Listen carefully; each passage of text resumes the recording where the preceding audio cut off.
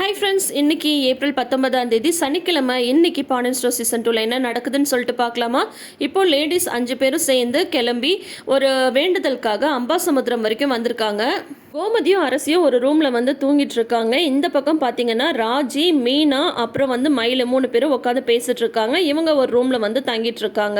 அதுக்கப்புறம் வந்து பார்த்தீங்கன்னா நேத்தே வந்து பழனியை சீக்கிரம் வீட்டுக்கு வர சொல்லி சுகன்யா வந்து சொல்லிட்டு இருந்தாங்க இல்லையா? என்ன இன்னும் காணோம் அப்படின்ட்டு மறுபடியும் ஃபோன் அடிக்கிறாங்க. பார்த்தா பழனி வந்து வீட்டுக்கு வந்து வந்துடுறாங்க. இப்போ எதுக்கு இத்தனை தடவை நீ ஃபோன் அடிச்ச அப்படின்னு சொல்லி கேட்கும்போது, ஆமாம் நான் என்ன இந்த வீட்டில் என்ன வேலைக்காரியா? இம்புட்டு வேலையை ஒருத்தியை செய்ய சொல்லிட்டு உங்கள் அக்கா பாட்டிக்கு ஜாலியாக கிளம்பி வந்து டூர் போயிட்டாங்க. எனக்கு என்ன வேறு வேலை இல்லைன்னு நினச்சிட்டு இருக்கீங்களா? என்னாலாம் மொத்தமாக எல்லா வேலையும் செய்ய முடியாது. காலையில் சமைச்சிட்டேன், மத்தியானம் எப்படியோ அட்ஜஸ்ட் பண்ணியாச்சு. இப்போ நைட்டுக்கு வந்து ஏதாவது வந்து போய் கடையில் வாங்கிட்டு வாங்க, இல்லைன்னா நீங்கள் உட்காந்து சமைங்க அப்படின்னு சொல்லிட்டு சொல்கிறாங்க சுகன்யா. எனக்கு சமைக்கலாம் தெரியாது, அது மட்டும் இல்லாமல் கடையில் வாங்குறதுக்கெலாம் வந்து மச்சான் வந்து ஒத்துக்க மாட்டார் அப்படின்னு சொல்கிறாங்க. ஏன் உங்கள் கையில் காசு இல்லையா அப்படின்றாங்க. காசு இருந்தாலுமே மச்சான் இதுக்கெலாம் ஒத்துக்க மாட்டாங்க. அதனால் வந்து வீட்டிலேயே தான் ஏதாவது செய்யணும். அப்படிங்கும்போது சமைக்க தெரியாது, ஆனால் மேல் வேலை செய்ய தெரியும்ல. காய்கறியெல்லாம் ஒழுங்காக கட் பண்ணி கொடுங்க, வீட்டை வந்து மாப் போடுங்க, நல்ல தண்ணி வருது நல்ல தண்ணி பிடிச்சி வைங்க அப்படின்னு சொல்லிட்டு வரிசையாக வேலை சொல்கிறாங்க சுகன்யா. அவ்வளோ காய்கறி எல்லாம் கட் பண்ணி கொடுத்து தண்ணி எல்லாம் பிடிச்சி வச்சுட்டு வீட்டை வந்து மாப் போட்டுட்ருக்காங்க பழனி. அப்போ வந்து சரவணன் வந்து வந்துடுறாரு. அவர் நினச்சிக்கிறாரு சரி அத்தை வந்து வீட்டில் தனியாக கஷ்டப்படுறாங்கன்னு சொல்லிட்டு மாமா ஹெல்ப் பண்ணுறாங்கன்னு நினச்சிடுறாங்க. உள்ளே வந்து சுகன்யா கிச்சனில் சமைச்சிட்ருக்காங்க. அதை எடுத்து கொட்டுறது இதை எடுத்து கொட்டுறது அப்படின்னு சொல்லிட்டு ஒரே சத்தமாக இருக்குது. அதுலேருந்து கத்துறாங்க வேற, ஒரு மாப் போடுறதுக்கு இவ்வளோ நேரமா? என்னதான் உங்கள் வீட்டிலலாம் வளர்த்தாங்கன்னே தெரில, உங்களை கல்யாணம் பண்ணிவிட்டு நான் தான் இல்லாத கஷ்டப்பட்டுட்ருக்கேன் அப்படி இப்படின்னு உள்ளேருந்து கத்துறாங்க. அது எல்லாத்தையும் கேட்டுட்டு சரவணனுக்கு வந்து ஒரு மாதிரி ஆயிடுது, ஏதோ பிரச்சனை நடக்குது அப்படின்ற மாதிரி. இவர் இங்கே இருக்கிறத வந்து பழனியுமே கவனிக்கல, சுகன்யாவுமே கவனிக்கல. அப்படியே கத்திக்கிட்டே அவங்க வெளியில் வராங்க. என்னதான் வந்து இவ்வளோ நேரம் வந்து மாப் போட்டுட்டு இருந்தா மீதி வேலையில யார் பார்க்கறது அப்படின்னு சொல்லிட்டு பார்த்தா சரவணன் நிற்கிறாங்க. உடனே வந்து சரவணா வா, எப்போ வந்த அப்படின்னு சொல்லிட்டு சொல்கிறாங்க சுகன்யா. இவருக்கு ரொம்ப கஷ்டமாக போயிடுது பழனிக்கு. உடனே வந்து சரவணன் வந்து சுதாரிச்சுட்டு இப்போ தான் வந்தேன் அப்படின்னு சொல்லிட்டு சொல்கிறாங்க. சரி நான் உனக்கு காப்பி போடவா?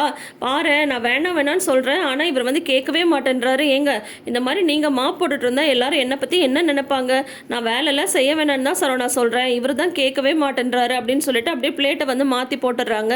ஆனால் வந்து அவங்க போனதுக்கப்புறம் பழனி வந்து கண்ணிலேருந்து தண்ணி விடுறாரு. அதை வந்து சரவணன் வந்து பார்த்துக்கிறாரு.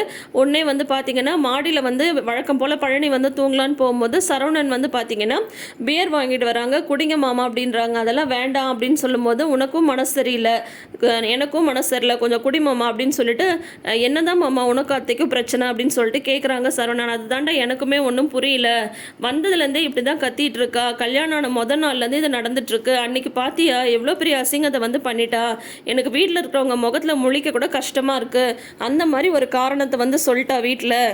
ஒருவேளை கல்யாணம் ஆனதும் நாங்கள் வந்து அப்படியே எங்கள் அண்ணனுங்க வீட்லேயே நல்லா வசதியாக இருப்போம் அப்படின்ற மாதிரி நினச்சிட்டா போல இருக்கு, இங்கே இருக்கிறது அவளுக்கு பிடிக்கலன்னு நினைக்கிறேன் அப்படின்னு பழனி வந்து சொல்கிறாங்க. ஏமாமா அவங்க அண்ணன் வீடு அளவு வசதியாக இல்லைனாலும் நம்மளும் ஓரளவு வசதியாக தானே இருக்கும், அதெல்லாம் அத்தைக்கு பிரச்சனையாக இருக்குமா அப்படின்னு சொல்லி கேட்கும்போது, அதுதான் என்னன்னே எனக்கு ஒன்றும் புரியலடா, பைத்தியம் பிடிக்கிற மாதிரி இருக்குது, நான் சரியாக தூங்குறது கூட இல்லை சரவணா, காலையிலேருந்து ஃபுல்லாக கத்திட்டே இருக்கா, நைட்டு போய் தூங்கலான்னு பார்த்தா அப்பையும் வந்து கத்துறா, நைட்டெல்லாம் வந்து நான் தூங்குறதே இல்லை, ஆக மொத்தம் என்னை பார்க்கும்போதெல்லாம் வந்து சண்டை போட்டுட்டே இருக்கா, கோவமா பேசுறா, கடுகடுன்னு பேசுறா, ஏண்டா கல்யாணம் பண்ணணும்னு எனக்கு வந்து தோணுது, ஆனால் நீ கொடுத்து வச்ச வேண்டாம், மயில் எவ்வளோ தங்கமான பிள்ளை தெரியுமா, உங்கள் 2 பேருக்குள்ளார பாரு ஒரு சண்டை சச்சரவெல்லாம் எதுவுமே கிடையாது, உன்னை வந்து மயிலுமே நல்லா புரிஞ்சுக்குது, மயிலை வந்து நீ நல்லா புரிஞ்சுக்கிற அப்படின்னா தான். அப்படியெல்லாம் இல்லை மாமா, எங்களுக்குள்ளாரையும் பிரச்சனை இருக்குது அப்படின்னு சொல்கிறாங்க.